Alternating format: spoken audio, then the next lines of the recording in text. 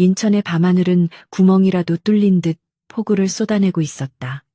굵은 빗줄기가 검은 세단의 차체를 사정없이 때리며 불길한 소음을 만들어냈다. 긴 다리 위를 달리는 차 안은 바깥의 광란 같은 날씨와는 대조적으로 숨막힐 듯 고요했다. 최서윤은 뒷좌석의 부드러운 가죽 시트에 몸을 깊이 파묻은 채 지친 눈을 감고 있었다.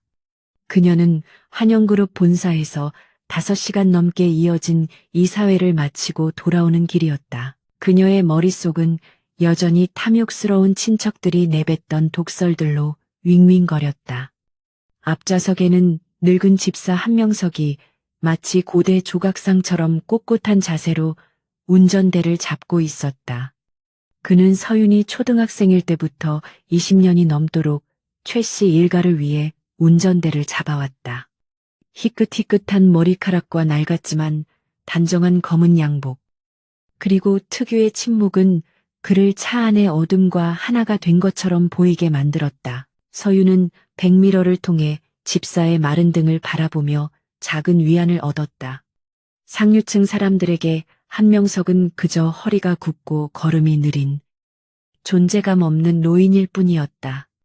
아무도 그를 신경 쓰지 않았고 바람만 불어도 쓰러질 것 같은 이 노인을 경계하는 사람은 더더욱 없었다. 서윤이 침묵을 깨고 입을 열었다. 한 집사님, 오늘따라 퇴근길이 더 고되네요. 빗길이라 운전하기 힘드시죠? 한명석은 백미러 너머로 서윤을 잠시 응시했다. 두꺼운 돋보기 안경 뒤의 눈빛에는 따뜻한 염려가 서려 있었지만 목소리는 여느 때처럼 낮고 평온했다. 아가씨, 걱정하지 마십시오. 최대한 편안하고 안전하게 모시겠습니다. 댁에 도착할 때까지 눈을 좀 붙이시는 게 좋겠습니다. 그는 히터의 온도를 약간 높였고 그 세심한 배려에 서윤은 코끝이 찡해지는 것을 느꼈다. 그러나 그 평온함은 텅 빈 도로 위에서 차가 급제동하며 산산조각 났다. 헤드라이트 불빛이 도로를 가로막고 있는 거대한 트럭을 비췄다. 트럭에서는 사고가 난 듯 연기가 피어오르고 있었다. 한 노인은 미간을 찌푸리며 운전대를 쥔 손에 힘을 주었다. 그것은 두려움 때문이 아니라 아주 오래전 그가 땅속 깊이 묻어두었던 본능적인 경계심 때문이었다. 무슨 일이죠? 사고인가요? 서윤이 상체를 일으키며 물었다. 불길한 예감이 그녀의 심장을 조여왔다. 이곳은 고위급 인사들의 저택으로 향하는 전용 도로였기에 이런 시간에 대형 트럭이 길을 막고 있다는 것은 명백히 비정상적인 일이었다. 한명석이 대답하기도 전에 뒤쪽에서 전조등을 끈 검은색 SUV 2대가 무서운 속도로 돌진해왔다. 굉음과 함께 엄청난 충격이 세단을 강타했다. 차는 빗길에 미끄러지며 통제 불능 상태로 회전하다가 콘크리트 가드레일을 들이받고서야 멈춰섰다. 터져나온 에어백이 시야를 가렸고 매캐한 화약 냄새와 먼지가 차 안을 가득 채웠다.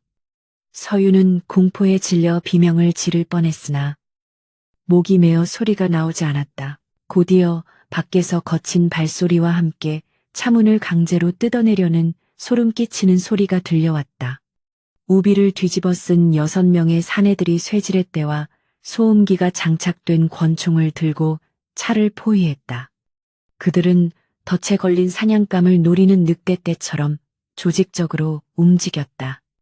얼굴에 긴 흉터가 있는 리더 격인 사내가 서윤 쪽 창문을 총신으로 두드렸다. 그 계집을 끌어내고 운전석의 늙은이는 즉시 처리해. 시간 없다.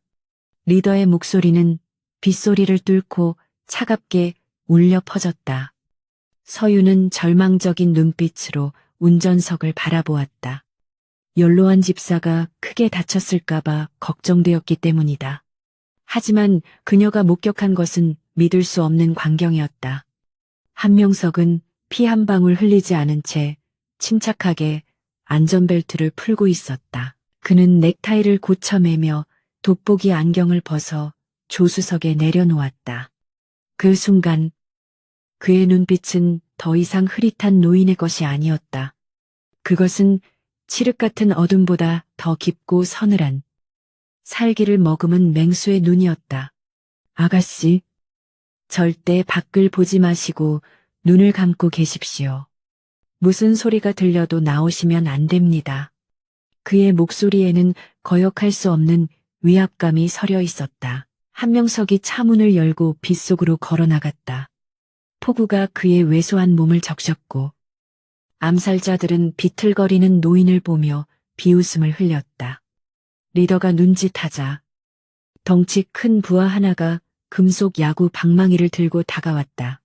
그는 노인의 머리통을 부숴버릴 기세로 방망이를 높이 치켜들었다.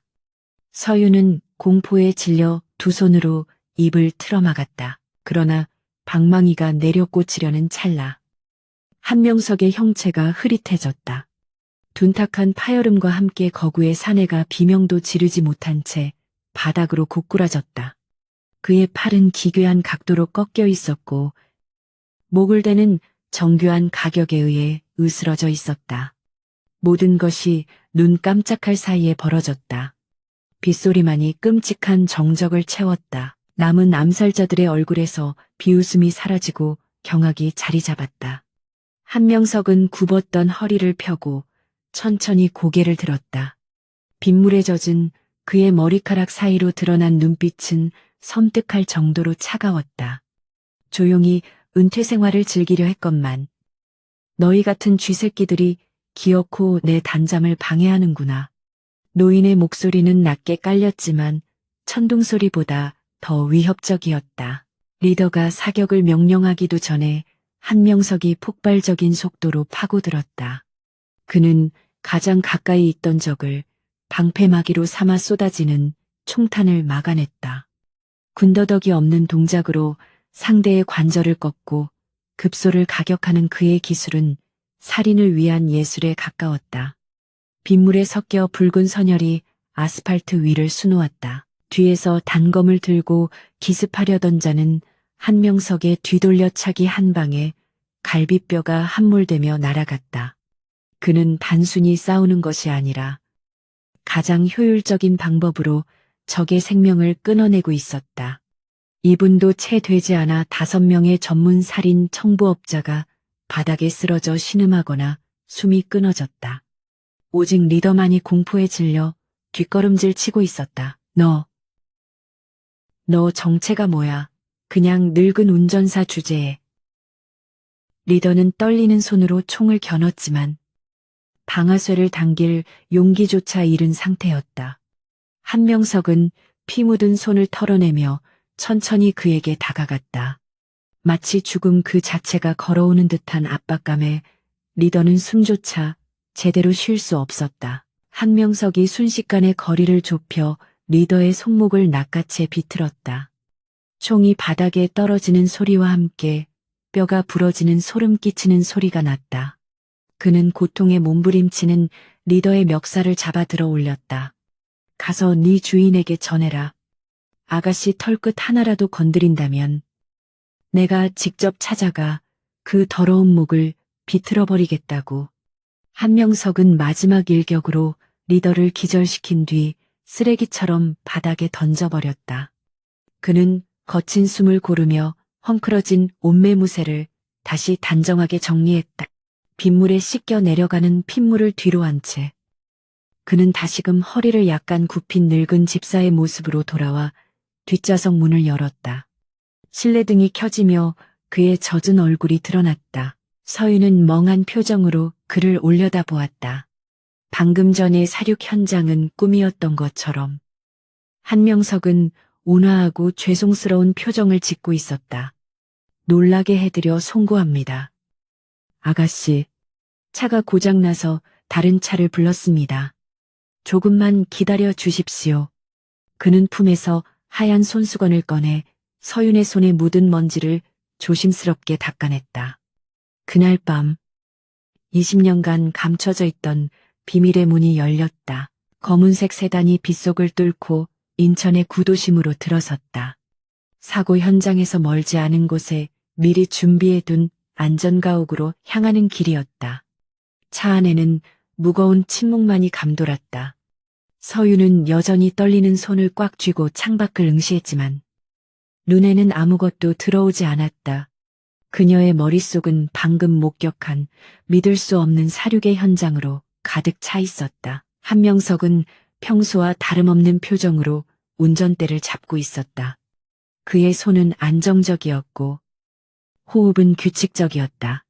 불과 30분 전 맨손으로 5명의 무장 괴한을 도륙낸 사람이라고는 도저히 믿기지 않는 평온함이었다. 하지만 서유는 이제 그의 구분 등 뒤에서 뿜어져 나오는 서늘한 기운을 감지할 수 있었다. 그것은 20년 동안 그녀가 알던 집사의 모습이 아니었다. 차가 멈춰선 곳은 재개발이 멈춰버린 허름한 상가 주택 단지였다. 가로등조차 제대로 켜지지 않은 음산한 골목길이었지만 한명석은 주저없이 차를 세우고 내렸다. 아가씨, 이곳은 제 명의가 아닌 차명으로 관리해 온 곳입니다. 본가는 이미 감시당하고 있을 확률이 높으니 당분간 이곳에 머무셔야 합니다. 서유는 낯선 환경에 거부감이 들었지만 지금은 그를 믿는 수밖에 없었다. 낡은 철문을 열고 들어선 내부는 겉보기와 달리 최신식 보안 장치로 무장되어 있었다. 이중으로 된 강철문과 방탄 유리로 된 창문, 그리고 곳곳에 설치된 감시 카메라, 모니터가 눈에 들어왔다. 이곳은 집이라기보다는 요새에 가까웠다. 한명석은 서윤을 낡은 소파에 앉히고는 주방으로 들어가 물을 끓였다. 익숙한 손놀림으로 찻잔을 데우고 허브티를 우려내는 그의 뒷모습은 영락없는 가정부의 그것이었다. 잠시 후 김이 모락모락 나는 따뜻한 차 한 잔이 서윤의 앞에 놓였다. 진정하시는데 도움이 될 겁니다. 드십시오. 서윤은 찻잔을 들어 올리려 했지만 손이 너무 심하게 떨려 찬물이 밖으로 튀었다. 그녀는 찻잔을 내려놓고 고개를 들어 한명석을 똑바로 바라보았다. 두려움과 배신감, 그리고 알 수 없는 안도감이 뒤섞인 복잡한 눈빛이었다. 설명해요. 당신 도대체 누구죠? 20년 동안 우리 집에서 일했던 그 한 집사가 맞긴 한 건가요? 한명석은 두 손을 앞으로 모으고 정중하게 고개를 숙였다. 저는 최 회장님과 아가씨를 모시는 집사 한명석입니다. 그 사실에는 변함이 없습니다. 그의 대답은 기계적일 정도로 침착했다. 서유는 참을 수 없는 답답함에 소리쳤다. 거짓말하지 마요. 평범한 집사가 어떻게 특수부대원 같은 살인 기술을 쓸 수 있죠. 사람을 그렇게 쉽게 죽였잖아요. 그녀의 목소리가 좁은 거실을 울렸다. 한명석은 잠시 침묵하더니 천천히 안경을 벗어 품에 넣었다. 흐릿했던 눈동자가 다시금 날카롭게 빛났다. 아가씨가 기억하는 한명석은 20년 전 최 회장님이 만들어준 껍데기일 뿐입니다. 그전까지 저는 이름도 과거도 없는 유령으로 불렸습니다. 서유는 숨을 죽이고 그의 다음 말을 기다렸다. 돌아가신 아버지가 연관되어 있다는 말에 심장이 쿵 내려앉았다. 회장님은 저를 시궁창에서 건져내 주신 분입니다. 저는 그분께 제 남은 목숨을 빚졌고 그 대가로 아가씨를 그림자처럼 지키겠다고 맹세했습니다. 오늘 밤 일은 그 맹세를 이행한 것뿐입니다. 그의 고백은 덤덤했지만 그 무게는 천금과도 같았다. 서유는 아버지가 왜 이토록 평범해 보이는 노인을 자신의 곁에 두었는지 이제야 깨달았다. 그는 단순한 고용인이 아니라 아버지가 남겨둔 마지막 보험이자 최후의 보루였던 것이다. 그럼 이제 어떻게 되는 거죠? 그들이 다시 찾아올 텐데요. 놈들은 실패를 용납하지 않는 자들입니다. 분명 더 강한 놈들을 보낼 겁니다. 한명석은 벽에 걸린 모니터를 통해 외부 상황을 체크하며 말했다. 하지만 걱정하지 마십시오.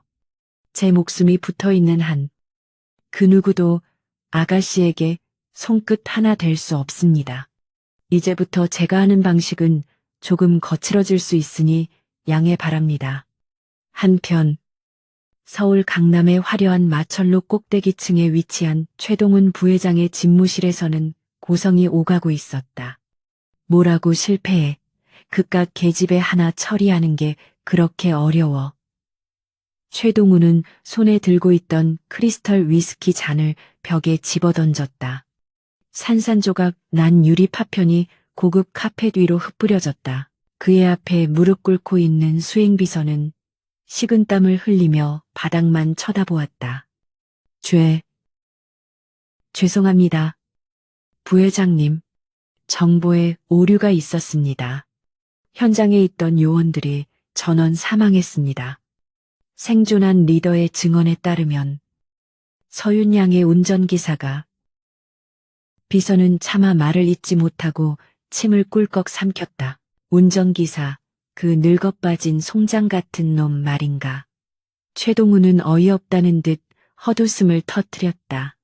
그는 칠순이 다 된 늙은이가 전문 킬러들을 몰살시켰다는 보고를 도저히 믿을 수 없었다.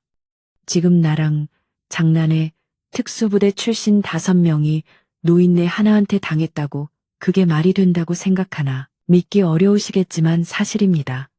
현장 CCTV는 모두 파괴되었지만 시신들의 상태가 전문가의 솜씨였습니다. 일격의 급소만을 노린 아주 깨끗하고 잔혹한 기술이었습니다. 비서가 떨리는 목소리로 보고를 이어갔다. 최동훈의 얼굴에서 웃음기가 사라지고 싸늘한 분노가 서리기 시작했다. 최동훈은 책상 위에 놓인 태블릿 PC를 집어들어 한명석의 인사 기록을 띄웠다. 사진 속의 한명석은 멍한 표정을 짓고 있는 무해한 노인이었다. 이력서에는 평범한 운전 경력과 가사 도우미 이력만이 적혀 있었다. 이따위 가짜 서류 말고 진짜 정체를 알아와. 당장 그가 소리쳤다. 창밖의 야경은 화려하게 빛나고 있었지만 최동훈의 속은 타들어가고 있었다. 조카딸인 서윤을 제거하고 회장직에 오르려던 계획이 예상치 못한 변수로 인해 틀어지기 시작했다. 그는 자신이 건드린 것이 단순한 늙은이가 아니라는 것을 본능적으로 직감했다. 어쩌면 형님이 숨겨둔 가장 위험한 칼날일지도 모른다는 생각이 스쳤다. 어중이 떠중이들은 필요 없다. 자칼팀에게 연락해. 돈은 얼마가 들어도 상관없으니 확실하게 처리할 수 있는 놈들로 불러. 최동훈이 차갑게 명령했다. 자칼은 국제적으로 악명 높은 용병 집단으로 한 번 물면 절대 놓지 않는 잔혹함으로 유명했다. 안전 가옥의 밤은 깊어갔다. 서윤은 소파에서 쪽잠이 들었고 한명석은 창가에 서서 블라인드 사이로 밖을 감시하고 있었다. 비는 그쳤지만 어둠은 더욱 짙어져 있었다.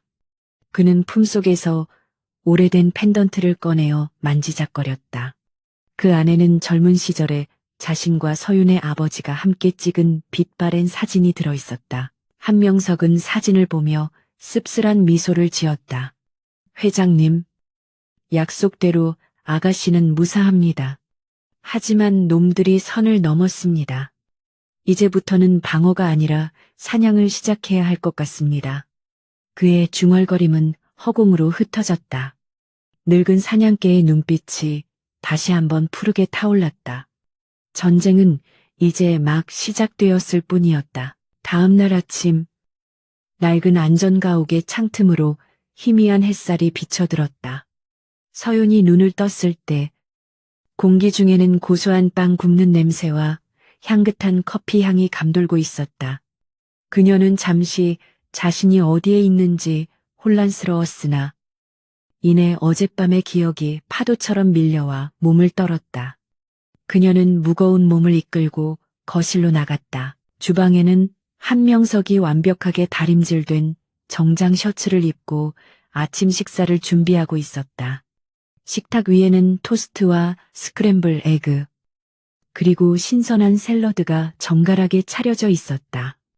어젯밤 빗속에서 사람을 죽이던 살인귀의 모습은 온데간데 없고 다시금 그녀가 알던 온화한 집사의 모습으로 돌아와 있었다. 일어나셨습니까? 아가씨, 간밤에 평안하셨는지요?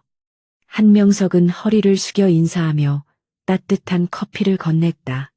그의 손에는 작은 반창고 하나가 붙어 있을 뿐 격렬했던 전투의 흔적은 찾아볼 수 없었다. 서유는 멍하니 커피 잔을 받아들었다. 이 비현실적인 평온함이 오히려 그녀를 더욱 불안하게 만들었다. 한 집사님, 오늘은 어떻게 할 생각이죠? 회사에는 어떻게 설명해야 할까요? 서유는 커피를 한 모금 마시며 물었다. 그녀의 목소리는 아직 미세하게 떨리고 있었다. 도망쳐야 할지, 숨어야 할지 판단이 서지 않았다. 하지만 한명석의 대답은 단호하고 명쾌했다. 출근하셔야 합니다. 평소와 다름없이 당당하게 정문을 걸어 들어가십시오. 그는 서윤의 눈을 똑바로 바라보며 말했다. 숨는 것은 적들이 원하는 바입니다. 아가씨가 건재하다는 것을 보여주어야 그들이 당황하고 실수를 범하게 됩니다. 제가 그림자처럼 따를 테니 두려워하지 마십시오. 서윤은 잠시 망설였지만 이내 결심한 듯 고개를 끄덕였다. 그녀는 최씨 가문의 핏줄이었고 도망치는 것은 그녀의 자존심이 허락하지 않았다. 한명석은 미리 준비해둔 어젯밤 챙겨온 서윤의 예비 정장을 건넸다. 옷에는 먼지 하나 없이 완벽하게 주름이 잡혀 있었다. 1시간 뒤 택시를 타고 환영그룹 본사 앞에 도착한 서윤은 로비로 들어섰다.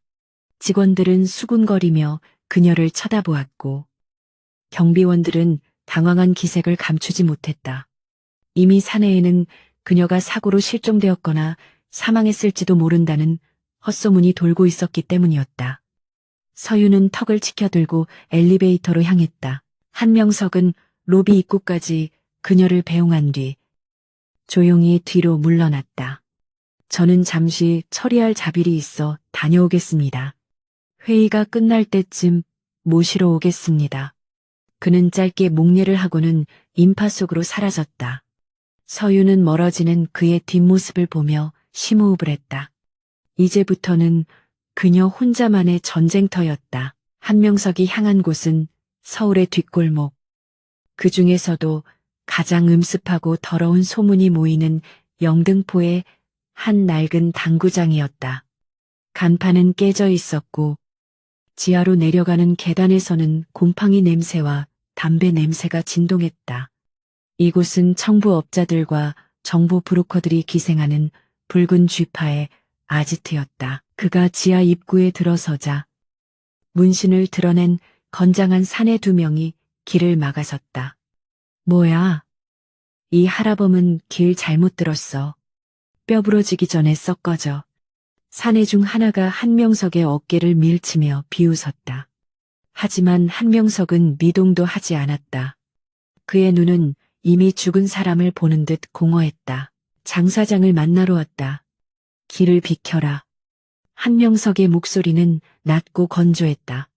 사내들은 서로를 쳐다보며 낄낄거렸다. 이 영감탱이가 노망이 났나. 장 사장님이 내 친구냐. 한 놈이 주먹을 쥐고 위협적으로 다가왔다. 그것이 그가 이 세상에서 한 마지막 실수가 되었다. 한명석의 손이 번개처럼 움직여 사내의 손가락을 역방향으로 꺾어버렸다. 끔찍한 파열음과 함께 비명이 터져 나오기도 전에 그는 사내의 턱을 손바닥으로 올려쳐 기절시켰다. 옆에 있던 다른 사내가 품에서 잭나이프를 꺼내려 했지만 한명석은 이미 그의 무릎을 걷어차 균형을 무너뜨린 뒤 명치를 가격했다. 단 3초 만에 문지기 2명을 쓰레기처럼 처리한 한명석은 넥타이를 고쳐매고 안쪽으로 걸어 들어갔다. 당구장 안에는 10여 명의 조직원이 있었지만 입구에서의 소란에 모두가 하던 일을 멈추고 그를 주시했다. 자욱한 담배 연기 사이로 노인 한 명이 걸어 들어오는 광경은 기이했다. 소파 깊숙이 앉아있던 붉은 쥐 장 사장이 눈을 가늘게 뜨고 한명석을 노려보았다. 그는 어젯밤 최동훈 부회장의 의뢰를 받아 암살팀을 연결해준 장본인이었다. 누구냐 넌 내 애들을 건드리고도 살아서 나갈 수 있을 거라 생각하나. 장 사장이 손짓하자 조직원들이 쇠파이프와 강목을 들고 포위망을 좁혀왔다. 한명석은 품에서 낡은 지포 라이터를 꺼내 천천히 불을 붙였다. 껐다를 반복했다. 그 특유의 금속성 소리가 정막을 깼다. 20년 전 검은숲 작전 때 살아남은 놈이 하나 있다고 들었다. 오른쪽 귀가 잘린 쥐새끼 한 마리. 그의 말이 떨어지자 장 사장의 안색이 시체처럼 하얗게 질렸다. 장 사장은 벌벌 떨며 자신의 잘려나간 오른쪽 귀를 만지작거렸다. 그 기억은 그의 인생에서 가장 끔찍한 악몽이었다. 전설적인 특수공작 부대. 그 중에서도 교관으로 불리던 유령만이 알고 있는 이야기였다. 설마 당신이 그분이 살아있을 리가 없어. 장 사장은 뒷걸음질 치며 의자를 넘어뜨렸다. 내 이름을 입에 올리지 마라. 한명석은 차갑게 말했다. 주변의 조직원들이 덤벼들려 했지만 장 사장이 비명을 지르며 그들을 말렸다. 다들 물러서 멈춰. 이분은 사람이 아니야. 장 사장은 바닥에 납작 엎드려 식은땀을 흘렸다. 그는 눈앞에 노인이 혼자서 부대 하나를 전멸시킬 수 있는 존재임을 알고 있었다. 어제 인천대교. 누구의 의뢰였나? 한명석이 물었다. 장 사장은 공포에 질려 입술을 달달 떨면서도 쉽게 입을 열지 못했다. 고객의 정보를 파는 것은 이 바닥의 금기였기 때문이다. 하지만 한명석이 한 걸음 다가오자 그는 금기보다 당장의 죽음이 더 두렵다는 것을 깨달았다. 최동훈 부회장입니다. 그자가 직접 연락해 왔어요. 제발 목숨만은 살려주십시오. 교관님 장 사장은 바짓가랑이를 붙잡고 애원했다. 한명석은 예상했다는 듯 고개를 끄덕였다. 그는 장 사장의 책상 위에 있는 명함 한 장을 집어들고는 뒤도 돌아보지 않고 몸을 돌렸다. 경고한다. 다시는 최 씨 일가의 일에 끼어들지 마라. 다음번에 내 눈에 띄면 그때는 귀 하나로 끝나지 않을 것이다. 한명석이 사라진 뒤에도 당구장 안에는 무거운 침묵과 공포만이 감돌았다. 조직원들은 전설 속의 괴물을 목격한 충격에서 쉽게 벗어나지 못했다. 한편 환영그룹 대회의실에서는 긴급 이사회가 열리고 있었다. 최동훈 부회장은 회장 대행 자격으로 상석에 앉아 회심의 미소를 짓고 있었다. 안타깝게도 최서윤 대표가 연락이 두절된 상태입니다. 경영 공백을 최소화하기 위해 제가 임시로 정권을.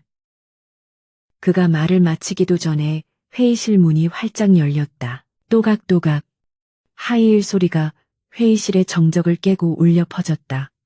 최서윤이 당당한 걸음걸이로 들어오자 이사들의 눈이 휘둥그레졌다.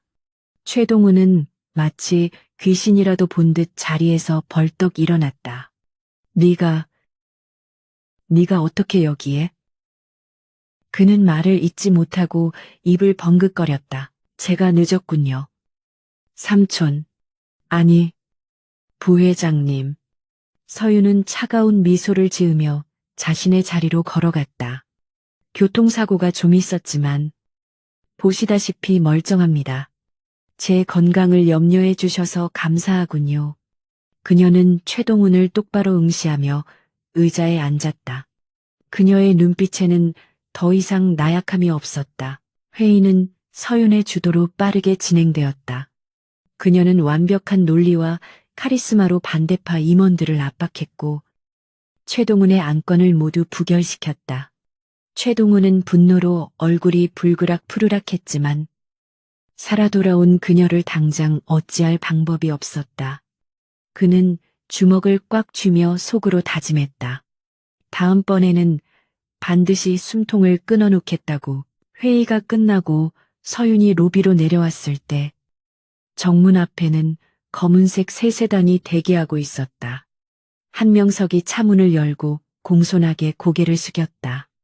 수고하셨습니다. 아가씨, 회의는 잘 마치셨는지요? 그의 표정은 아침과 다름없이 평온했고 옷매무새 또한 흐트러짐이 없었다. 차에 올라탄 서유는 한명석을 바라보며 나직이 물었다. 쓰레기는 잘 처리했나요? 그녀의 질문에 한명석은 백미러로 그녀와 눈을 맞추며 옅은 미소를 지었다. 그의 눈가 주름 속에 감춰진 날카로움이 잠시 번뜩였다가 사라졌다. 네. 분리수거를 확실히 하고 왔습니다. 그리고 예상대로 최동훈 부회장이 배우였습니다. 한명석의 보고의 서유는 창밖을 응시하며 차갑게 식어버린 눈빛을 보였다. 이제 의심은 확신이 되었고 가족이라는 이름의 껍데기는 완전히 벗겨졌다. 집으로 가죠? 할 일이 많아요. 서윤의 지시에 차는 부드럽게 미끄러져 나갔다. 한명석은 운전대를 잡은 손으로 주머니 속의 작은 쪽지를 확인했다. 장 사장에게서 압수한 자칼 용병단의 연락책 정보가 적힌 쪽지였다. 그는 다가올 폭풍을 예감하며 엑셀을 밟았다. 도시의 화려한 불빛 뒤편에서 거대한 음모의 톱니바퀴가 다시 돌아가기 시작했다. 늙은 사냥개는 주인을 지키기 위해 이빨을 드러냈고 젊은 여왕은 왕자를 지키기 위해 검을 뽑아들었다. 이제부터는 자비 없는 전쟁만이 남았을 뿐이었다. 서울의 밤이 깊어질수록 욕망의 그림자도 짙어졌다. 최동훈 부회장은 최고급 호텔 스위트룸의 통유리창 앞에 서서 아래를 내려다보고 있었다. 그의 손에 들린 위스키 잔이 미세하게 떨리고 있었는데 그것은 분노와 공포가 뒤섞인 복잡한 감정 때문이었다. 등 뒤의 어둠 속에는 3명의 사내가 소리 없이 앉아 있었다. 그들은 마치 어둠의 일부인 것처럼 존재감이 없었으나 뿜어내는 살기는 방 안의 공기를 차갑게 얼어붙게 만들었다. 돈은 입금되었습니다. 하지만 조건이 하나 있습니다.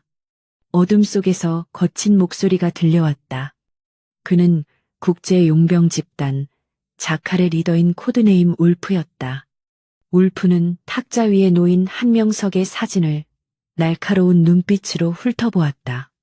사진 속의 노인은 그저 평범해 보였지만 울프의 본능은 경고음을 울리고 있었다. 이 노인, 보통 내기가 아닙니다. 단순한 경호원 수준이 아니에요. 최동훈은 비릿한 웃음을 흘리며 뒤를 돌아보았다. 그러니까 너희 같은 비싼 놈들을 부른 거 아닌가. 늙은이 하나 처리하는 게 뭐 그리 대수라고 뜸을 들이나. 그는 자신의 불안감을 감추기 위해 일부러 더 거만하게 굴었다. 하지만 울프는 그 도발에 넘어가지 않고 차분하게 말을 이었다. 우리는 사냥감의 정체를 파악하기 전에는 움직이지 않습니다. 하지만 이번 건은 흥미롭군요.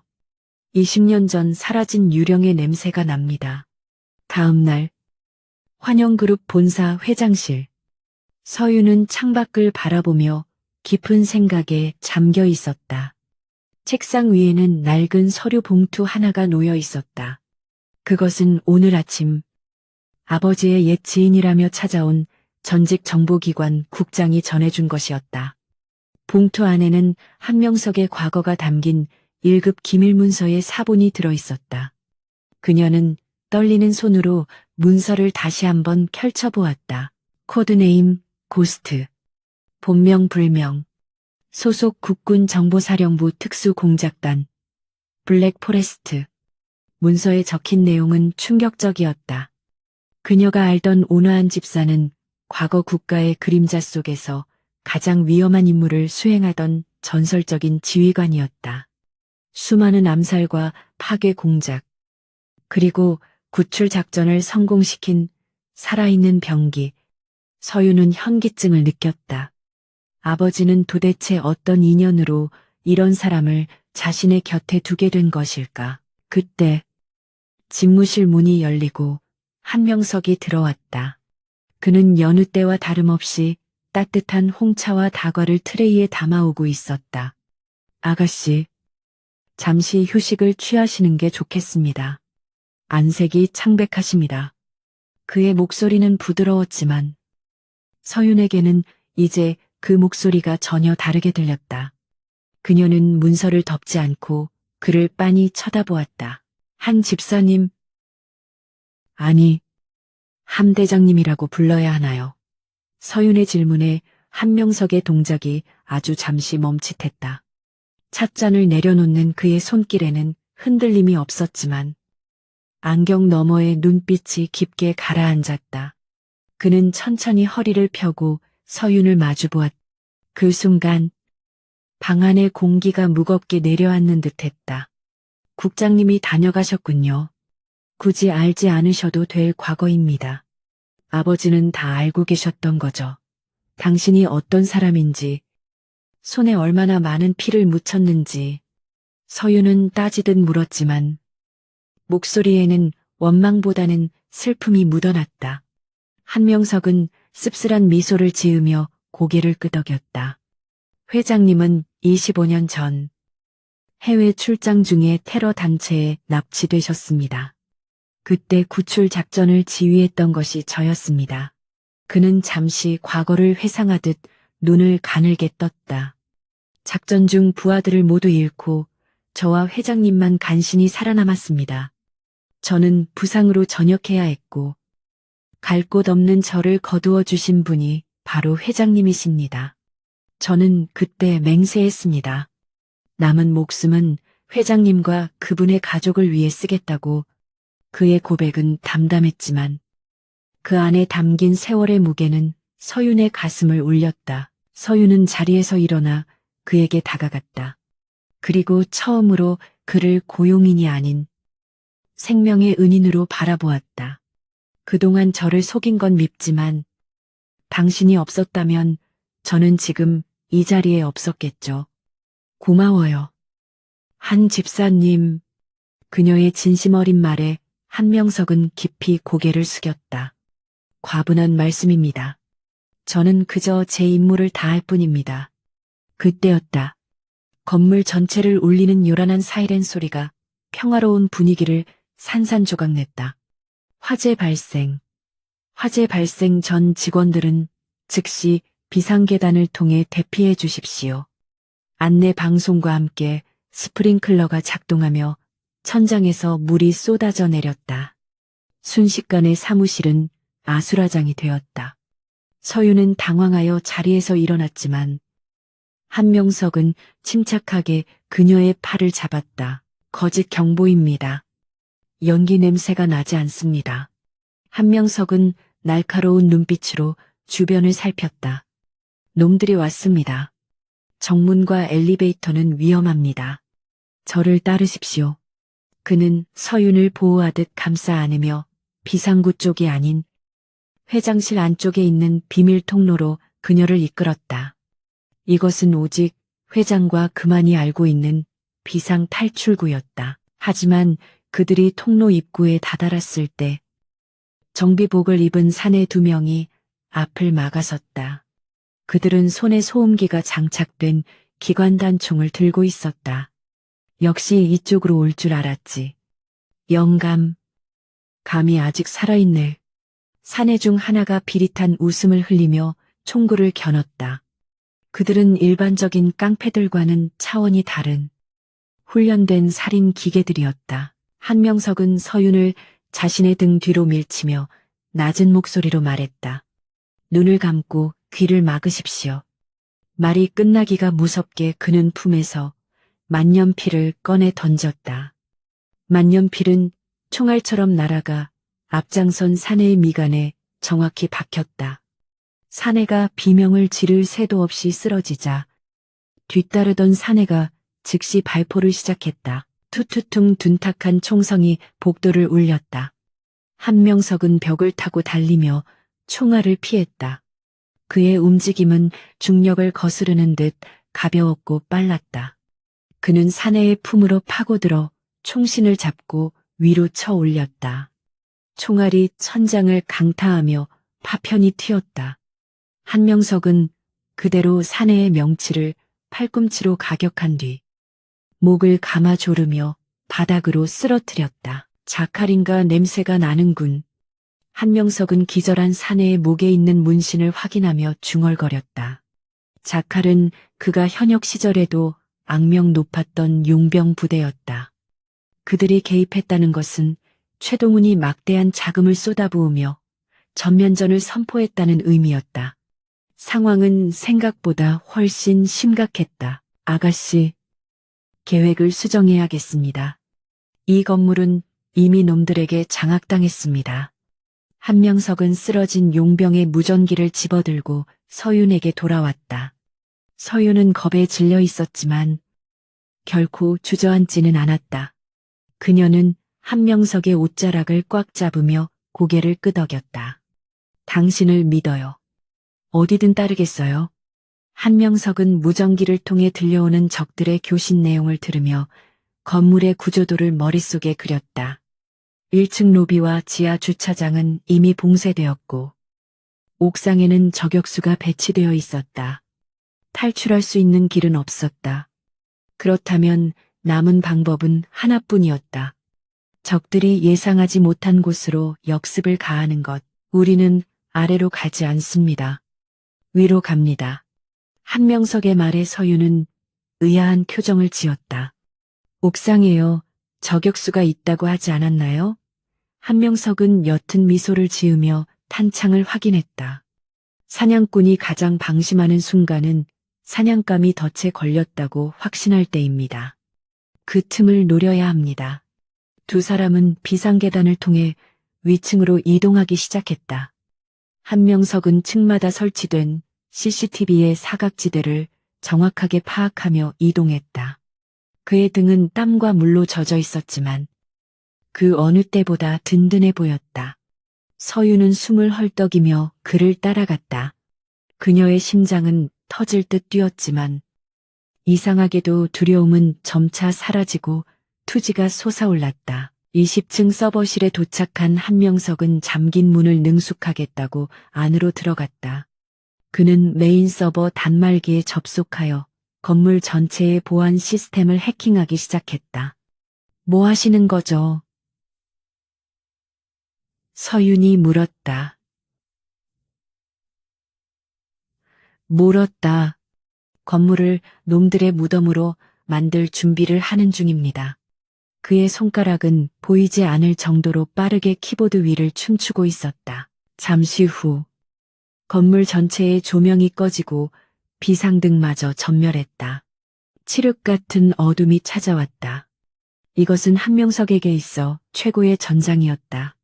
그는 서버실 구석에 있는 소화기를 꺼내어 서윤에게 건넸다. 이걸 들고 계십시오. 만약 누군가 들어오면 망설이지 말고 뿌리십시오. 저는 사냥을 다녀오겠습니다. 어둠 속으로 사라지는 한명석을 보며 서윤은 마른 침을 삼켰다. 이제 그녀는 알 수 있었다. 자신의 아버지가 남긴 유산은 막대한 돈이 아니라 바로 이 사람이라는 것을. 늙은 사자는 이제 이빨을 드러냈고 늑대무리는 곧 자신들이 건드린 존재가 무엇인지 뼈저리게 깨닫게 될 것이었다. 한편 1층 로비에서 상황을 지휘하던 울프는 갑작스러운 정전에 미간을 찌푸렸다. 시스템이 다운됐어 젠장. 늙은이가 선수를 쳤군. 그는 무전기에 대고 소리쳤다. 전대원. 야간 투시경 착용의 타겟은 위층에 있다. 놈은 어둠 속에서 더 위험하다. 방심하지 마라. 하지만 그의 경고는 이미 늦었다. 무전기 너머로 대원들의 비명소리가 하나둘씩 들려오기 시작했다. 그것은 전투의 소리가 아니었다. 보이지 않는 공포에 쫓기는 자들의 절규였다. 한명석은 어둠 속을 유령처럼 누비며 자칼의 대원들을 하나씩 사냥하고 있었다. 총소리도 없이 그저 뼈가 부러지고 숨이 끊어지는 소리만이 복도를 채웠다. 서윤은 어둠 속에서 들려오는 소름 끼치는 소리들에 귀를 기울였다. 그녀는 두려움에 떨면서도 한편으로는 전율을 느꼈다. 저 밖에는 자신을 지키기 위해 기꺼이 괴물이 된 남자가 있었다. 그녀는 소화기를 꽉 쥐며 다짐했다. 반드시 살아남아서 이 모든 일을 꾸민 삼촌에게 대가를 치르게 하겠다고. 10분이 지났을까. 무전기 너머의 비명 소리가 잦아들고 다시 정적이 찾아왔다. 문이 소리 없이 열리고 누군가 들어왔다. 서윤은 반사적으로 소화기를 들어 올렸다. 아가씨, 접니다. 익숙한 목소리와 함께 비상등이 깜빡이며 한명석의 모습이 드러났다. 그의 셔츠는 피로 붉게 물들어 있었지만 그것은 그의 피가 아니었다. 청소는 끝났습니다. 옥상으로 가는 길을 열었습니다. 한명석은 피 묻은 손을 닦으며 담담하게 말했다. 서윤은 긴장이 풀리며 다리에 힘이 풀려 주저앉을 뻔했다. 한명석은 재빨리 다가와 그녀를 부축했다. 고생하셨습니다. 이제 안전한 곳으로 모시겠습니다. 두 사람은 옥상으로 향했다. 옥상 헬기 착륙장에는 자칼이 탈출용으로 준비해둔 헬기가 놓여 있었다. 물론 조종사는 이미 한명석에 의해 제압된 상태였다. 한명석은 능숙하게 헬기 조종석에 앉아 시동을 걸었다. 프로펠러가 돌아가는 굉음과 함께 헬기가 밤하늘로 떠올랐다. 아래를 내려다보니 경찰차와 소방차의 사이렌 불빛이 환영그룹 본사를 에워싸고 있었다. 서윤은 멀어지는 건물을 바라보며 주먹을 꽉 쥐었다. 오늘 밤 그녀는 죽음의 문턱에서 돌아왔고 진정한 자신의 힘을 자각했다. 그리고 그녀의 곁에는 세상에서 가장 강력한 수호자가 있었다. 헬기 안에서 한명석은 다시 무표정한 집사의 얼굴로 돌아와 있었다. 하지만 서윤은 알 수 있었다. 그의 내면에서 타오르는 불꽃이 아직 꺼지지 않았음을. 이제 그들의 목표는 단 하나. 최동훈과 그 배후 세력을 완전히 파멸시키는 것이었다. 전쟁의 서막은 끝났고 이제 진짜 반격이 시작될 차례였다. 서울 성북동의 가장 깊숙한 곳. 거대한 성체처럼 자리 잡은 최 씨 일가의 본가 저택은 오늘 밤 유난히 화려한 불빛을 뿜어내고 있었다. 정원에는 수백 개의 조명이 켜져 있었고 클래식 음악이 은은하게 울려 퍼지는 가운데 정장과 드레스를 입은 상류층 인사들이 샴페인 잔을 부딪히고 있었다. 겉으로는 최 회장의 쾌유를 비는 파티였지만 실상은 최동훈 부회장의 회장 취임을 공식화하기 위한 대관식이나 다름없었다. 최동훈은 연단 중앙에 서서 만족스러운 미소를 지으며 하객들을 내려다보았다. 안타깝게도 조카인 서윤 양은 건강상의 이유로 요양을 떠났습니다. 회사의 미래를 위해 제가 무거운 짐을 짊어지게 되었습니다. 그의 뻔뻔한 거짓말에 이사들은 아부 섞인 박수를 보냈다. 그들 모두는 서윤이 이미 제거되었거나 다시는 돌아올 수 없는 곳에 갇혔다고 믿고 있었다. 저택의 외곽 경비실. 모니터를 감시하던 용병 하나가 하품을 하며 기지개를 켰다. 울프 대장이 너무 예민한 거 아니야. 늙은이 하나랑 계집애 하나 잡는데 무슨 병력을 이렇게 깔아. 그가 투덜거리며 커피를 마시려는 순간 모니터 화면 하나가 지직거리더니 꺼져버렸다. 뭐야 고장인가? 그가 의아해하며 모니터를 두드리는 사이 다른 화면들도 하나둘씩 검게 변해갔다. 통신 상태 체크해. 뭔가 이상해. 그가 무전기에 대고 말했지만 돌아오는 것은 기분 나쁜 잡음뿐이었다. 그때 경비실의 유리창이 소리 없이 깨지며 작은 쇠구슬 같은 물체가 안으로 굴러 들어왔다.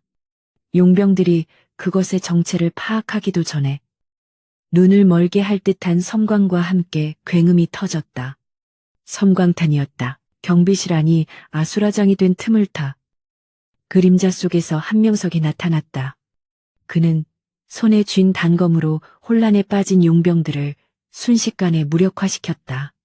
그의 동작은 군더더기 없이 깔끔했고 자비 또한 없었다. 쓰러진 용병들의 신음소리를 뒤로 한 채 그는 CCTV 제어 패널에 바이러스를 심어 저택의 눈을 멀게 만들었다. 1단계 클리어. 진입합니다. 저택에 거대한 철문이 열리고 낡은 정원 관리용 트럭 한 대가 굉음을 내며 파티장으로 돌진했다. 우아하게 샴페인을 마시던 하객들은 비명을 지르며 사방으로 흩어졌다. 트럭은 뷔페 테이블을 들이받고서야 멈춰섰다. 연기 자욱한 운전석에서 최서윤이 비틀거리며 내렸다. 그녀의 드레스는 흑투성이었지만 눈빛만은 그 어느 때보다 형형하게 빛나고 있었다. 다들 즐거워 보이시네요.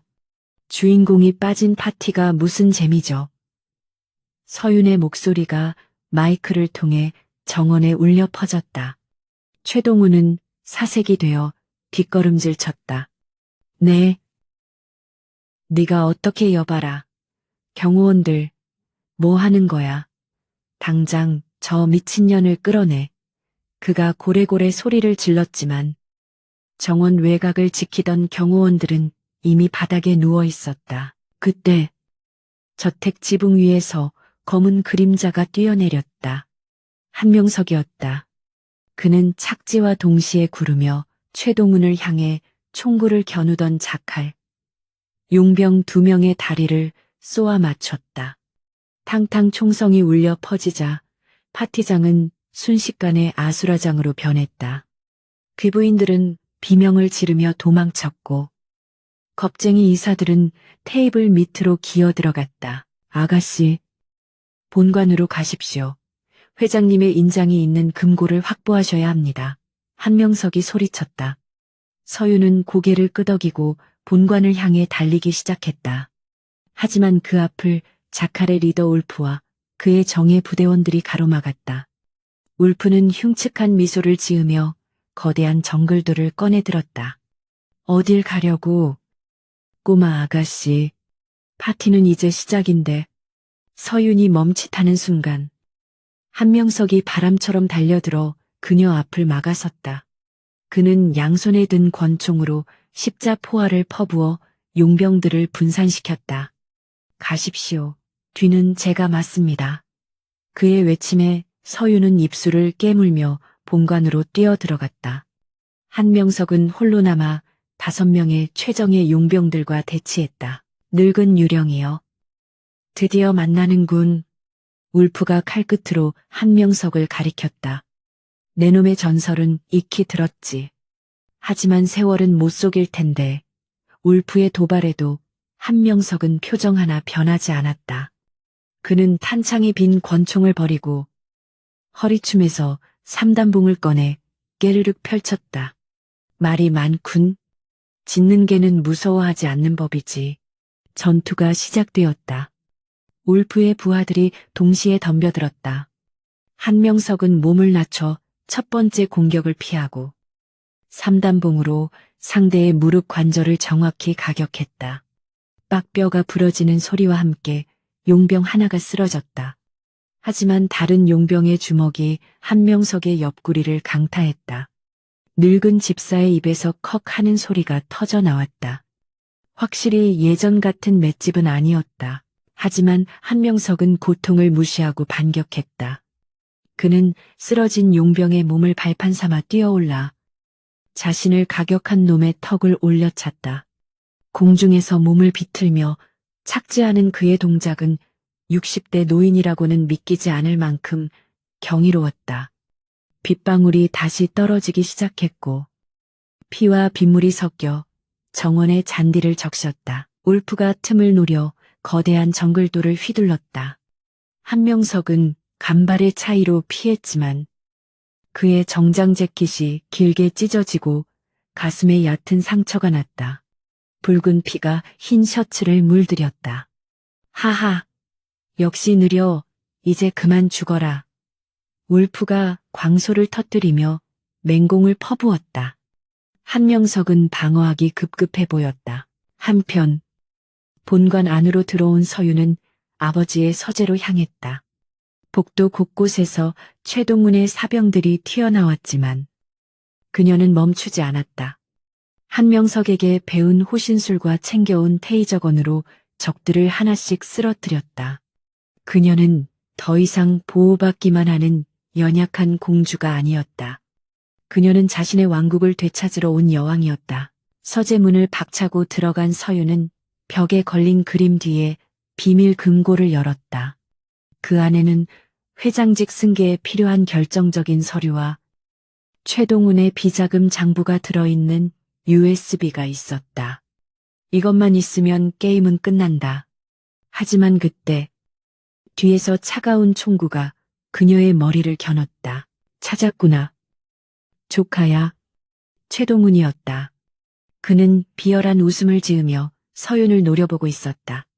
그 늙은이가 밖에서 시간을 버는 동안 네가 이걸 챙길 줄 알았지. 참 똑똑해. 내 형을 닮아서. 그는 방아쇠에 손가락을 걸었다. 하지만 유감스럽게도 역사는 승자의 기록이란다. 너는 오늘 여기서 강도에게 살해당하는 거야. 다시 정원.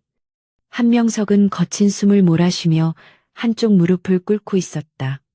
주변에는 4명의 용병이 쓰러져 있었지만 울프는 여전히 건재했다. 울프는 한명석의 목을 밟으며 승리감에 도취되어 있었다. 전설도 별거 없군. 이제 네 주인과 함께 지옥으로 보내주마. 그가 칼을 높이 쳐들었다. 그 순간 한명석의 눈빛이 변했다. 그는 울프가 방심한 틈을 타 숨겨두었던 마지막 무기를 꺼냈다. 소매 속에 감춰져 있던 얇고 날카로운 와이어였다. 그는 순식간에 울프의 발목을 와이어로 감아 당겨 넘어뜨렸다. 쿵거구의 울프가 바닥에 처박혔다. 전세는 순식간에 역전되었다. 전설이 왜 전설인지 아느냐? 한명석은 넘어진 울프의 위에 올라타 와이어로 그의 목을 졸랐다. 우리는 이기기 위해 싸우지 않는다. 죽이기 위해 싸운다. 울프가 발버둥 쳤지만 강철 같은 와이어는 점점 더 깊이 파고들었다. 한명석의 얼굴은 무자비한 사륙자의 가면을 쓰고 있었다. 울프의 저항이 멈추자 한명석은 비틀거리는 몸을 일으켰다. 온몸이 상처투성이었고 피가 흐르고 있었지만 그는 멈출 수 없었다. 아가씨가 위험하다. 그는 본관 2층 서재 쪽에서 들려오는 미세한 진동을 감지했다. 기다리십시오. 아가씨, 지금 갑니다. 그는 찢어진 옷자락을 묶어 지혈을 하고 울프가 떨어뜨린 정글돌을 집어들었다. 서재 안. 최동훈이 방아쇠를 당기려는 찰나 굉음과 함께 창문이 박살났다. 한명석이 밧줄을 타고 창문을 깨고 들어와 최동훈을 덮쳤다. 두 사람은 엉켜서 바닥을 굴렀고 총이 저만치 미끄러져 나갔다. 최동훈은 공포에 질려 비명을 질렀다. 이 괴물 같은 놈 죽지도 않는 거냐. 한명석은 최동훈을 벽으로 밀어붙이고 정글돌을 그의 목에 겨눴다. 피범벅이 된 그의 모습은 지옥에서 돌아온 악귀와도 같았다. 내 아가씨에게 총을 겨눈 대가는 목숨으로 치러야 할 것이다. 그의 살기 어린 목소리에 최동훈은 바지에 오줌을 지리며 주저앉았다. 서윤은 떨리는 손으로 바닥에 떨어진 USB와 서류를 챙겼다. 그녀는 한명석에게 다가가 그의 어깨에 손을 얹었다. 그만하세요. 한 집사님, 죽이지 마세요. 한명석이 멈칫하며 그녀를 바라보았다. 이 자를 죽이면 우리는 살인자가 됩니다. 법으로 심판받게 하겠어요. 그게 더 잔인한 복수니까요. 한명석은 잠시 망설이다가 천천히 칼을 거두었다. 그의 눈에서 살기가 사라지고 다시금 충직한 집사의 눈빛이 돌아왔다. 알겠습니다. 아가씨, 분부대로 하겠습니다. 그는 밧줄로 최동훈을 꽁꽁 묶었다. 밖에서는 경찰차 사이렌 소리가 요란하게 들려오고 있었다. 서윤이 미리 신고해 둔 것이었다. 끝났군요. 서윤이 안도의 한숨을 내쉬며 자리에 주저앉았다. 한명석은 묵묵히 자신의 재킷을 벗어 그녀의 어깨에 덮어주었다. 아직 아닙니다. 아가씨, 뱀의 머리는 잘랐지만 독은 퍼져 있습니다. 내일 아침이 되면 진짜 전쟁이 시작될 겁니다. 서윤은 한명석의 상처투성이 손을 잡았다. 거칠고 투박했지만 세상에서 가장 따뜻한 손이었다. 상관없어요. 당신이 곁에 있다면 어떤 전쟁도 두렵지 않아요. 빗줄기가 잦아들고 구름 사이로 달빛이 비쳤다. 폐허가 된 저택 안에서 늙은 기사와 젊은 여왕은 서로를 의지하며 다가올 새벽을 기다리고 있었다. 다음 날 아침, 대한민국은 충격적인 뉴스로 뒤집혔다. 재계 서열 5위인 환영그룹의 최동훈 부회장이 살인교사 및 횡령 혐의로 긴급 체포되었다는 소식이 모든 언론의 헤드라인을 장식했다. 성북동 저택에서 발견된 다수의 무기류와 용병들의 존재는 단순한 경영권 분쟁을 넘어선 거대 범죄 조직의 개입을 시사하고 있었다.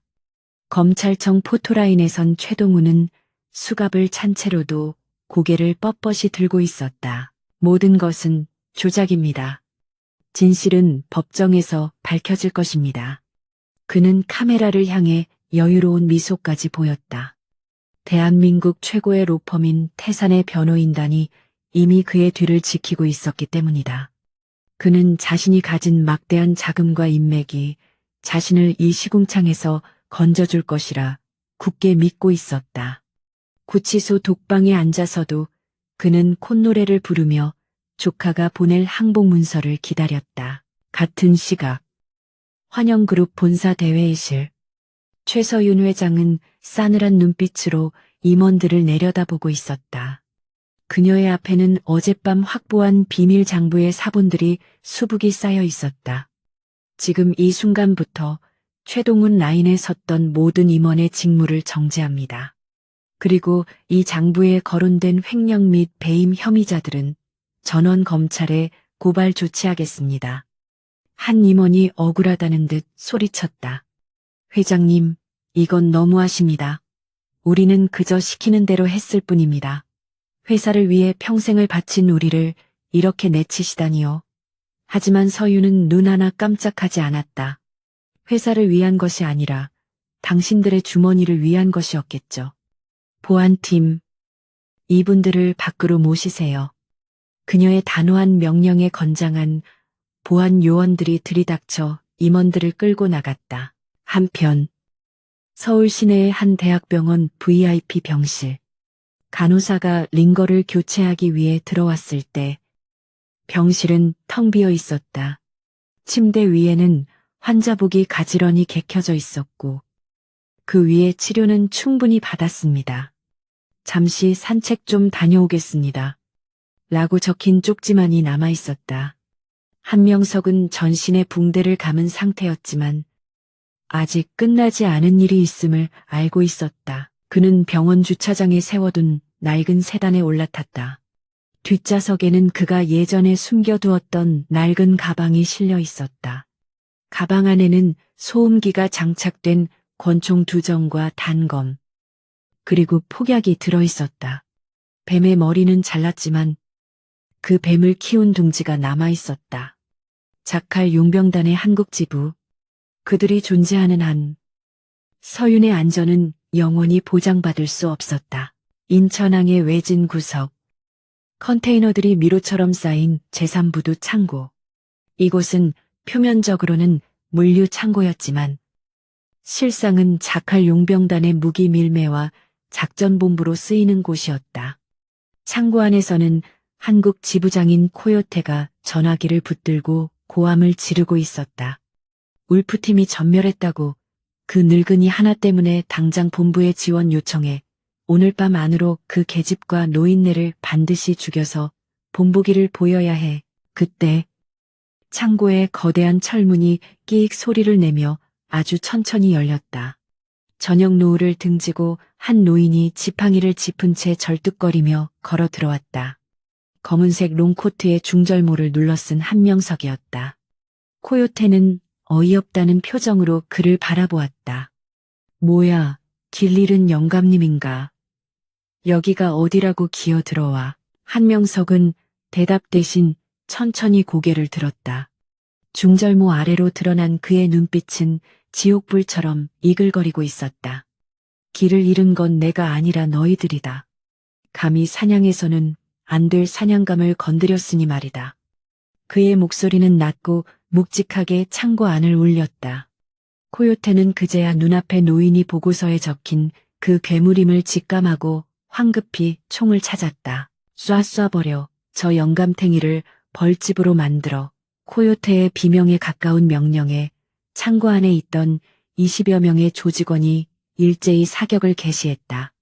투타타타 수백 발의 총탄이 쏟아졌지만 한명석은 이미 그 자리에 없었다. 그는 컨테이너 사이로 몸을 날리며 연막탄을 터뜨렸다. 순식간에 창고 안은 짙은 회색 연기로 가득 찼다. 연기 속에서 비명소리가 터져 나오기 시작했다. 총소리는 점차 줄어들고 뼈가 으스러지는 소리와 단말마의 비명만이 난무했다. 한명석은 시각을 차단하고 오직 청각과 본능에 의존해 적들을 사냥했다. 그는 적의 위치를 정확히 파악하고 최소한의 움직임으로 급소를 가격했다.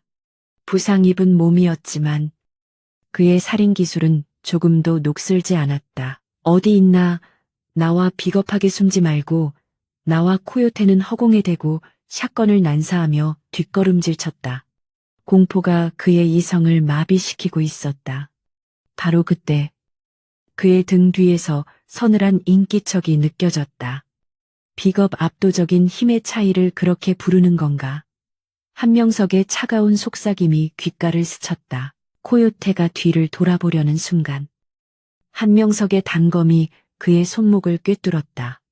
샷건이 바닥에 떨어지고 코요테는 고통에 몸부림치며 무릎을 꿇었다. 연기가 거치면서 드러난 창고의 풍경은 참혹했다.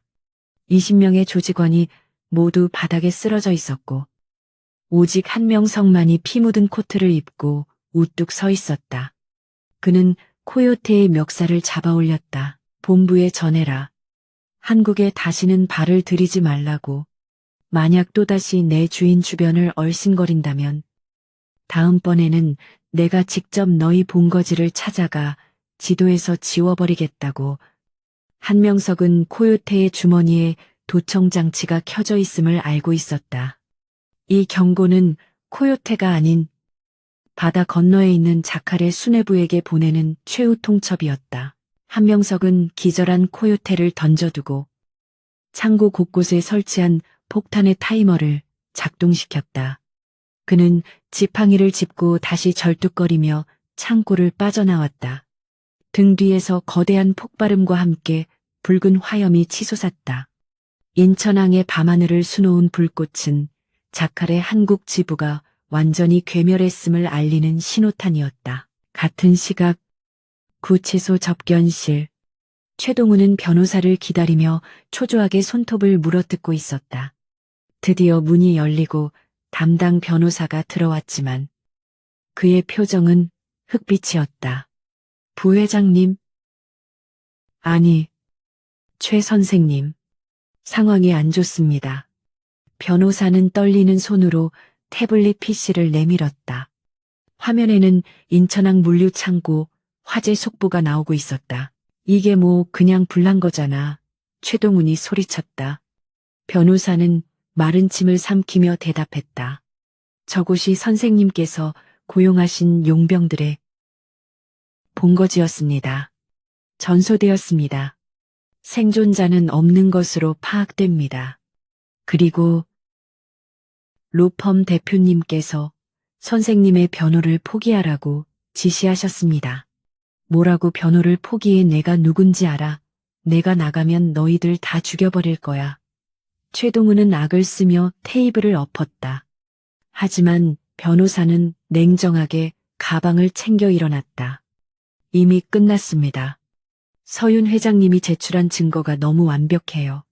그리고 당신을 지켜주던 무력 집단도 사라졌습니다. 당신은 이제 혼자입니다. 변호사가 나가고 철문이 닫히는 소리가 쾅 하고 울렸다. 최동우는 그제야 자신의 완패를 깨달았다. 다리에 힘이 풀려 바닥에 주저앉은 그는 허공을 응시하며 미친 사람처럼 웃기 시작했다. 그 늙은이가, 그 유령 같은 놈이 결국 나를. 그의 웃음소리는 처절한 울음으로 바뀌어 독방을 메웠다. 병원으로 돌아온 한명석은 아무 일도 없었던 것처럼 환자복으로 갈아입고 침대에 누웠다. 잠시 후 서윤이 병실 문을 열고 들어왔다. 그녀의 눈은 빨갛게 충혈되어 있었다. 한 집사님, 어디 가셨던 거예요? 간호사가 없어서 얼마나 놀랐는지 알아요. 그녀는 화를 내면서도 안도의 눈물을 흘렸다. 한명석은 쑥스러운 듯 머리를 긁적였다. 죄송합니다. 아가씨, 병원 밥이 너무 맛이 없어서 편의점에 가서 컵라면을 좀 사오느라. 그는 침대 밑에 숨겨둔 편의점 봉투를 슬쩍 보여주었다. 물론 그것은 돌아오는 길에 급하게 산 위장용이었다. 서윤은 기가 막힌다는 표정을 지었지만 이내 피식 웃음을 터뜨렸다. 그녀는 한명석의 손에서 희미하게 나는 화약 냄새를 맡았지만 아무것도 묻지 않았다. 그저 그가 무사히 돌아왔다는 사실만으로 충분했다. 다음부터는 저한테 허락받고 가세요. 알겠죠? 네. 명심하겠습니다. 한명석은 온화하게 웃으며 대답했다. 창밖에는 어둠이 걷히고 새로운 아침 해가 떠오르고 있었다. 지난한 싸움은 끝났고 이제 그들에게는 평화로운 일상만이 기다리고 있을 것이었다. 하지만 한명석은 알고 있었다. 평화는 지키는 자가 있을 때만 유지된다는 것을. 그는 언제든 다시 그림자가 될 준비가 되어 있었다. 계절이 바뀌어 차가운 바람이 잦아들고 성북동 저택의 정원에도 따스한 봄 기운이 스며들기 시작했다. 지난 겨울에 처절했던 혈투가 남긴 상처들은 보수공사를 통해 말끔히 지워져 있었다. 부서진 담벼락은 새로 쌓아 올려졌고 불에 탔던 잔디밭에는 파릇파릇한 새싹이 돋아나고 있었다. 겉으로 보기에 이곳은 여느 재벌가의 평화로운 저택과 다를 바 없어 보였다. 하지만 그곳에 사는 사람들은 분명히 달라져 있었다. 환영그룹 본사 회장실. 최서윤은 창밖으로 내려다 보이는 서울 시내 전경을 응시하고 있었다. 그녀의 책상 위에는 오늘 조간신문이 놓여 있었다. 일면 톱기사는 최동훈 전 부회장. 무기징역 확정. 환영그룹 경영권 분쟁. 최서윤 회장의 완승으로 종결이라는 제목으로 대문짝만하게 실려 있었다. 그녀는 담담한 표정으로 신문을 접어 쓰레기통에 넣었다. 이제 그녀를 낙하산이나 얼굴마담이라고 부르는 사람은 아무도 없었다. 지난 3개월 동안 그녀는 피도 눈물도 없는 구조조정과 개혁을 단행했다. 부패한 임원들을 모두 쳐내고 투명한 경영 시스템을 도입했다. 업계에서는 그녀를 철의 여인이라 부르며 두려워했지만 동시에 그녀의 결단력에 찬사를 보냈다.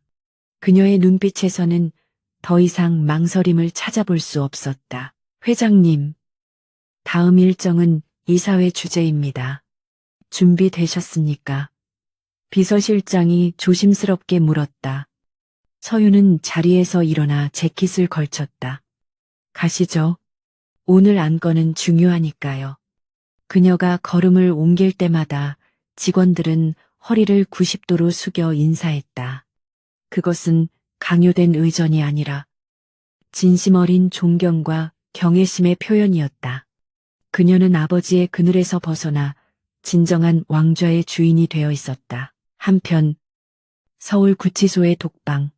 최동우는 멍한 눈으로 쇠창살 사이로 들어오는 한 줌의 햇빛을 바라보고 있었다. 한때 대한민국을 호령하던 재벌 부회장의 위세는 온데간데 없고 죄수 번호가 박힌 푸른 수의를 입은 초라한 노인만이 남아 있었다. 그는 아직도 자신이 왜 패배했는지 받아들이지 못하고 있었다. 그 늙은이, 그 유령 같은 놈만 없었어도 그는 쉰 목소리로 중얼거렸다. 밤마다 그는 악몽에 시달렸다. 어둠 속에서 번뜩이던 한명석의 눈빛, 그리고 자신의 목에 닿았던 차가운 칼날의 감촉이 그를 괴롭혔다. 그는 자신이 감히 건드려서는 안 될 존재를 건드렸다는 것을, 그리고 그 대가가 자신의 모든 것이었음을 뒤늦게 깨닫고 뼈저리게 후회하고 있었다. 다시 성북동 저택. 오후의 햇살이 정원의 장미 넝쿨 위로 부서져 내리고 있었다. 한명석은 편안한 작업복 차림으로 정원 가위를 들고 가지치기에 열중하고 있었다. 툭, 툭, 시든 가지들이 바닥으로 떨어졌다. 그의 손놀림은 여전히 섬세하고 정확했지만 가끔 허리를 펴며 미간을 찌푸리는 모습에서 세월의 무게와 지난 전투의 후유증이 느껴졌다. 비가 오거나 날이 흐린 날이면 뼈마디가 쑤시고 옛 상처들이 아우성을 쳤다. 특히 울프와의 대결에서 입은 옆구리의 상처는 흉터로 남아 욱신거렸다. 하지만 그는 그 고통마저도 살아있다는 증거로 받아들였다. 그는 더 이상 사륙을 위한 기계가 아니었다. 그는 이제 생명을 가꾸는 정원사였다. 한 집사님, 무리하지 마시라고 했잖아요. 퇴근한 서윤이 정원으로 들어오며 걱정스런 목소리로 말했다. 한명석은 황급히 허리를 펴고 인자한 미소를 지었다. 오셨습니까? 아가씨. 아니, 회장님. 그저 소일거리일 뿐입니다. 꽃들도 주인의 손길을 기다리니까요. 그는 장갑을 벗고 정중하게 고개를 숙였다. 서윤은 한명석에게 다가가 그의 거친 손을 잡았다. 의사 선생님이 당분간 절대 안정이라고 하셨어요. 정원사는 따로 고용했으니 이제 그만 쉬세요. 제발요. 그녀의 눈에는 그에 대한 애틋함과 안쓰러움이 가득했다. 그녀에게 한명석은 단순한 집사를 넘어선 아버지이자 구원자, 그리고 유일한 가족이었다. 한명석은 부드럽게 손을 빼며 고개를 저었다. 아가씨, 저는 일하지 않으면 병이 나는 사람입니다. 그리고 낯선 사람이 이 정원을 망치는 꼴은 볼 수가 없습니다. 회장님이 가장 아끼시던 장미들이니까요. 그의 고집을 꺾을 수 없음을 아는 서유는 결국 한숨을 내쉬며 웃음 지었다. 정말 못 말리는 분이라니까요. 그럼 차라도 한잔하실까요? 두 사람은 정원 한쪽에 마련된 티 테이블에 마주 앉았다. 한명석이 익숙한 솜씨로 홍차를 따랐다. 향긋한 베르가모트 향이 공기 중에 퍼졌다. 서유는 찻잔을 들고 잠시 망설이다가 입을 열었다.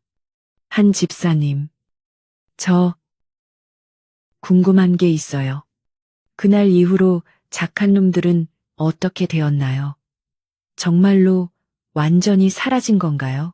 한명석은 찻잔을 내려놓고 먼 산을 바라보았다. 그의 눈빛이 잠시 깊어졌다. 그들은 이익을 맺는 하이에나들입니다.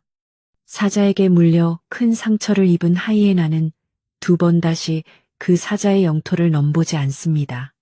게다가 그들의 수뇌부에게 제가 보낸 메시지가 아주 강력했으니까요. 아마 당분간 한국 땅은 쳐다보지도 않을 겁니다.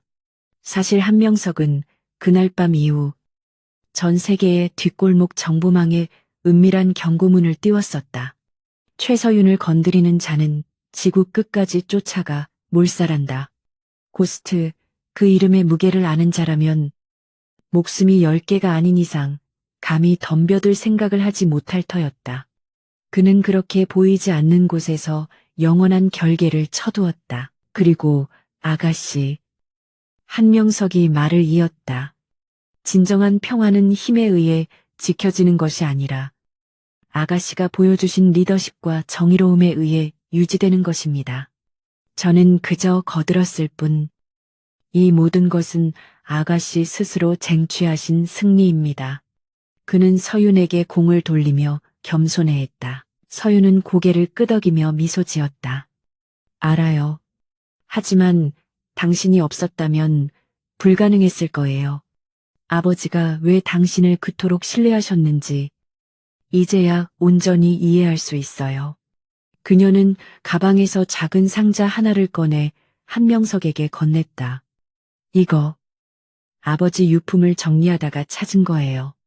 주인에게 돌려드리는 게 맞을 것 같아서요.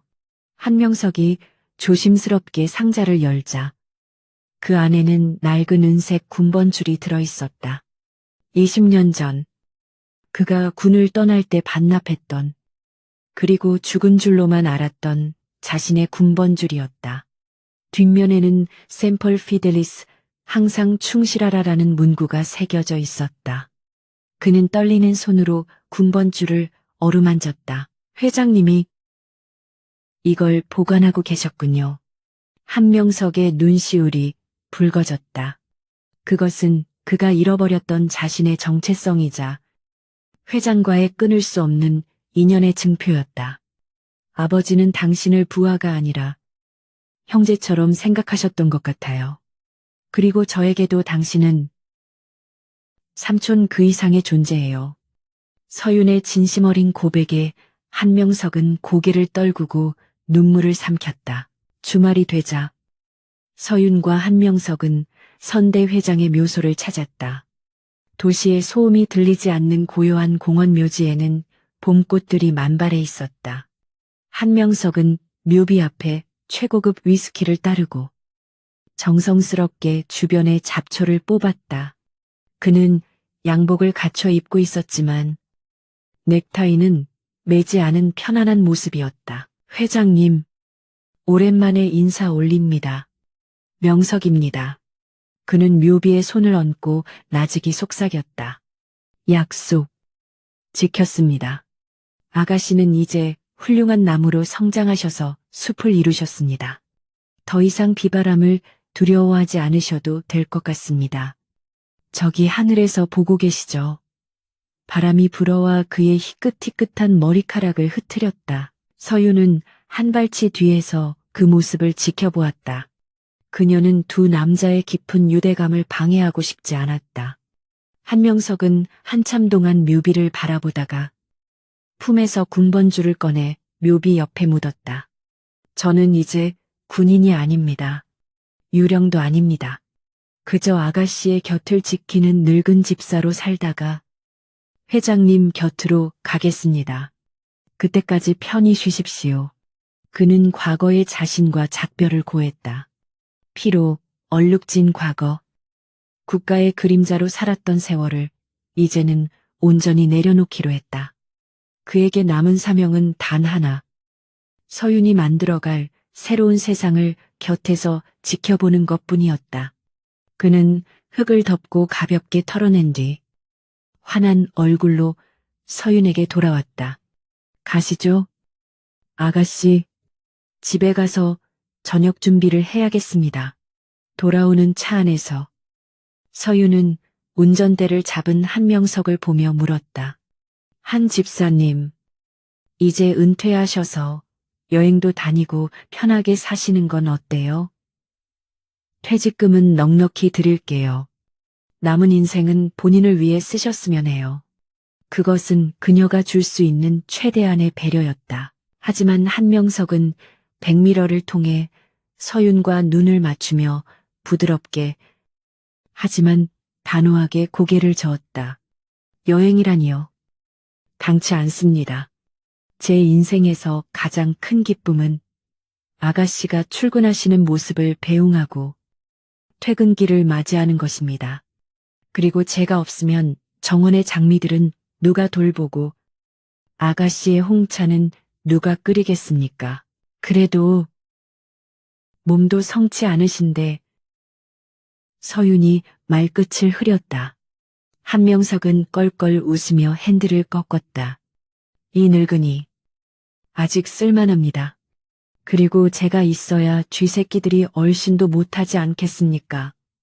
저는 죽는 날까지 환영그룹에, 아니 최서윤 회장님의 수석 집사로 남고 싶습니다. 허락해 주시겠습니까? 서윤은 그의 고집에 두 손 두 발 다 들었다는 듯 미소 지었다. 네, 허락할게요. 대신 조건이 있어요. 아프면 바로 말하기. 그리고 주말에는 꼭 쉬기. 이건 회장의 명령이에요. 한명석은 큰 소리로 대답했다. 명심하겠습니다. 회장님 차 안에는 오랜만에 경쾌한 웃음소리가 가득 찼다. 저녁 식사 후 한명석은 자신의 방으로 돌아와 낡은 일기장을 펼쳤다. 그는 만년필을 들어 오늘의 날짜를 적고 짧은 문장을 남겼다. 폭풍은 지나갔고 바다는 잔잔하다. 나의 항해는 아직 끝나지 않았다. 이 평화를 지키기 위해 나는 기꺼이 깨어있는 파수꾼이 되리라. 그는 일기장을 덮고 서랍 깊숙한 곳에 넣었다. 그 옆에는 여전히 기름칠이 잘 된 권총 한 자루가 놓여 있었다. 그는 권총을 잠시 바라보다가 서랍을 닫고 열쇠로 잠갔다. 평화로운 일상이 계속되겠지만 그는 알고 있었다. 어둠은 빛이 있는 곳에 항상 공존한다는 것을, 그렇기에 그림자의 역할은 끝나지 않는다는 것을. 성북동 저택의 밤은 깊어갔다. 보안등이 켜지고 경비원들이 순찰을 돌았다. 하지만 그 어떤 최첨단 보안 시스템보다 더 든든한 존재가 저택의 가장 깊은 곳에 깨어 있었다. 겉보기엔 그저 등급은 늙은 집사였지만 그는 세상에서 가장 위험하고도 충직한 사자였다. 서윤의 방불이 꺼지는 것을 확인한 후 한명석은 복도에 불을 끄고 자신의 침소로 향했다. 그의 발걸음은 여전히 절뚝거렸지만 그림자는 그 어느 때보다 거대하고 웅장했다. 그는 문을 닫으며 나직이 중얼거렸다. 안녕히 주무십시오. 나의 아가씨. 내일도 그는 제일 먼저 일어나 정원을 가꾸고 차를 끓이고 문을 열어줄 것이다. 그 평범하고 반복되는 일상이야말로 그가 목숨을 걸고 지켜낸 가장 위대한 기적이었다. 전설적인 요원 고스트는 사라졌지만 위대한 집사 한명석의 이야기는 이제부터가 진짜 시작이었다.